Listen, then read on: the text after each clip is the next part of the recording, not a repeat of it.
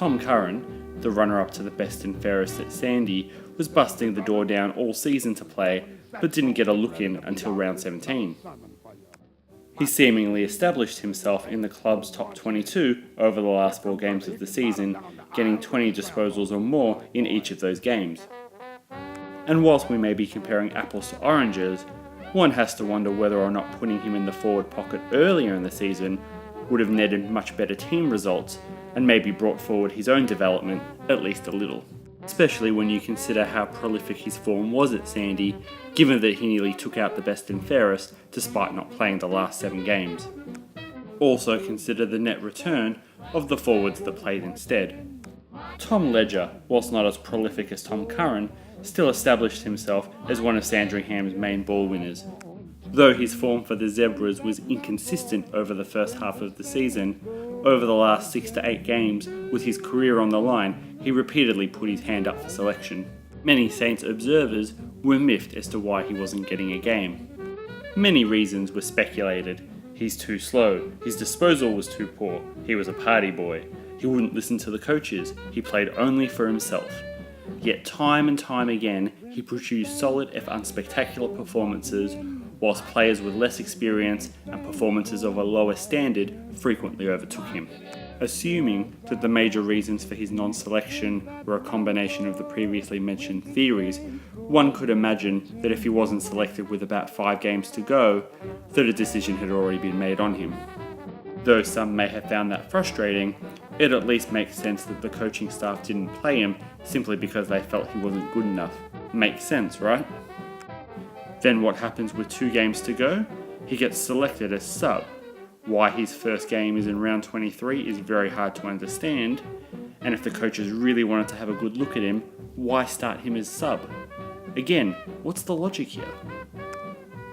He plays well against mediocre opposition and then starts the following week against the depleted Freo team, getting a career-high 23 disposals in a performance that is superior to nearly any that our happy quartet produced for the entire season. How anyone could argue that Tom Ledger shouldn't have played another 5 games at the expense of at least some of our underperforming quartet is an argument that I will never understand. Ultimately, Tom Ledger has become a case for the ages. Established as a major ball winner for Sandringham at age 21, he got 25 or more disposals in 4 of his last 6 games for the Zebras in 2013. He ultimately played 8 games for the Saints, getting 20 plus disposals in his last 5 performances, minus the games he was sub. Some thought that wasn't bad for a 21-year-old rookie with less than 10 AFL games experience. Others contended that he was never worth a shot, and that for other players, less was more. A few more of the developing youngsters were also plagued with inconsistent positioning and development over the course of the season. Aaron Sipos spent the entire off-season training to be a running half-back flank to replace the departed Brendan Goddard. He started off slowly, and within 3 weeks he was playing forward, then sub, then back. It was really hard to see what he was doing.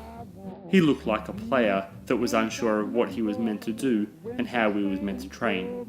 Hopefully he'll be pushed back forward where he belongs. Sam Donnell was another one that didn't really get a look in over the course of the season and frequently seemed to alternate between half forward and the half back flank. For mine, he looked a lot more natural and a lot more dangerous as a forward, and hopefully he'll get more of a shot there in the future, rather than competing with the Saints' plethora of medium backmen. Finally, we consider the use of Clint Jones and Farron Ray.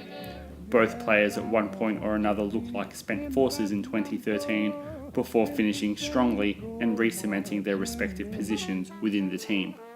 Given that Clint is aged 29 and Farron 27, one wonders of their value to a redeveloping list. Whilst the importance of seniority, experience, leadership and hard work must not be underestimated, as the Demons have highlighted, we're also not talking about Lenny Hayes, Lee Montagna and Nick Riewoldt here either. The reality is that there is no room for 28-year-old plus fringe players, and both these guys need to be producing high quality football consistently from here on in, or they'll find themselves in jeopardy. please feel free to leave any questions, comments, suggestions, or otherwise corrections, and be sure to join us for part 4. It's the Winter Soldier here, signing out. Thanks for listening.